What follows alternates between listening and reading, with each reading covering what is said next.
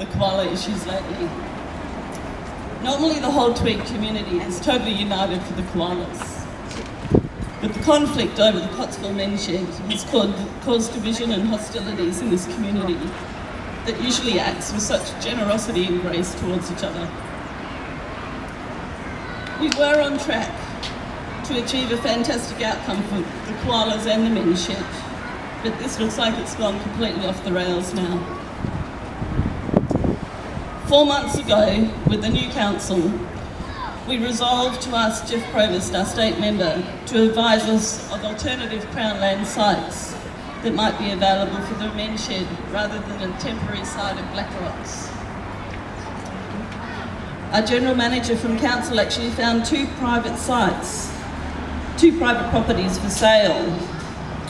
Jeff and I were very excited about these properties, and Jeff arranged for our GM, our koala officer and myself to fly down to Sydney to advocate for the state government to buy these sites.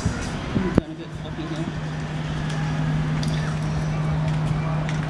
here. The meeting was booked in with the Environment Minister, and we were all ready to go about a month and a half ago when the Premier Mike Baird decided to resign the very day before our meeting. The new Premier instructed all her ministers to cancel all their appointments, including ours, and we had to wait another month before we finally had our appointment.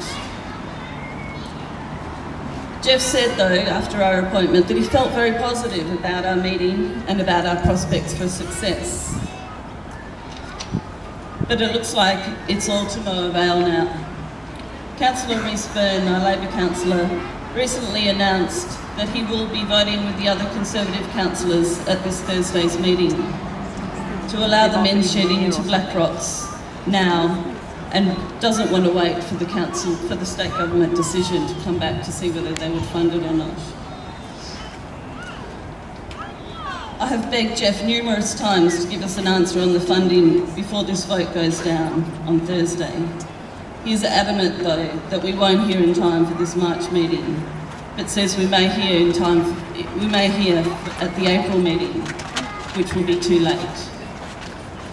The Koala Corridor at Black Rocks will be a construction site by then. I have suggested to Councillor Byrne that Council could take out a loan in the interim to buy these properties and make it faster for the men's shed, and to get the state government to reimburse us. But Councillor Byrne advised yesterday also that he will only contemplate a men's shed at this alternative site if the shedders actually agree to go there themselves. That's where we're at. It seems hopeless. It will now be up to the men's shedders whether they agree to be housed at a site in Pottsville that is one minute further from the town than the Black Rock site would be from the town, and a few more months for the development approval to go through. I can't see them agreeing to it, though. I do acknowledge, though, that there are several men's shed members who are very sympathetic, including the wonderful Tim Whitfield, who would probably try to advocate for that to happen if given the opportunity. But it's all down to numbers and whether the men's shed are going to have that sort of patience. There are a lot of people who cannot understand the concerns of having a men's shed at Black Rocks. I'm not an ecologist, but there are several ecologists who have given this matter their deep attention, and they have widely different views. One thing they do all agree on, though, is that our Tweed Coast koalas are in serious jeopardy. This is so much so that the New South Wales Scientific Committee has approved a listing of our koalas as locally endangered population, as you heard earlier. The endangered categorisation means that the state government has deemed that if things do not change for the better, our koalas will go extinct in the near future. Under these dire circumstances, I firmly believe that the only responsible decision is to adopt the most precautionary approach advised by the ecologists.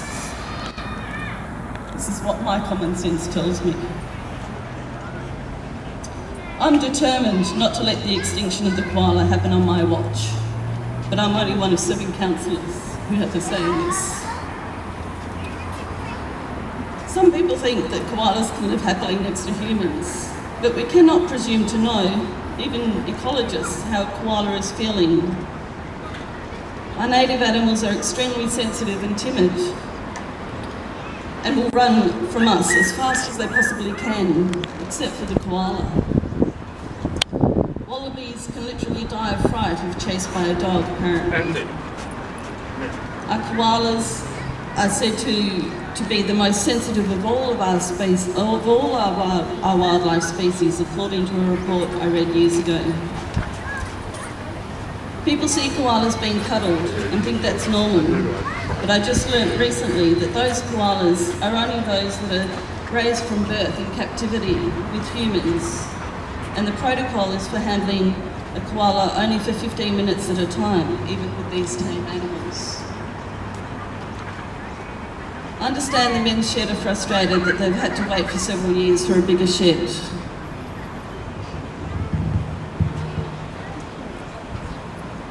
Nobody is trying to deny the men's shed their good works or deny them their expansion. But the main service they provide is support to men, which they can still do in a smaller facility in the interim. There are needy people all over the Shire and many worthy groups that do not get support. We have no emergency housing in the Shire, or even refuges for women fleeing from domestic violence. Yes. Yet we already have 2 great men's sheds at Tweed and Mulwillumbah, and 2 smaller sheds in Pottsville. Our one and only Environment Centre isn't granted free land and building by any government. They fund themselves and found their own premises. It would be so great if we could pull community facilities out of a hat like that, but it just isn't that easy. It shouldn't be the one that yells loudest that gets what they want. That's not good governance. Yes.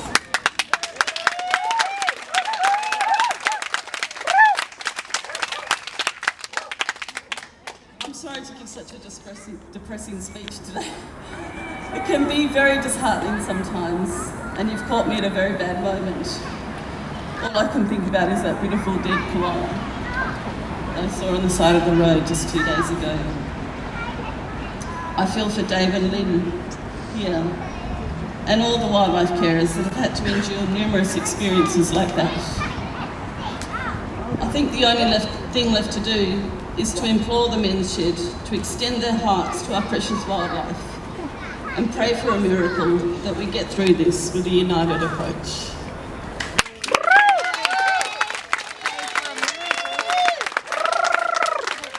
Great stuff. Thanks very much, Mayor Katie Milne.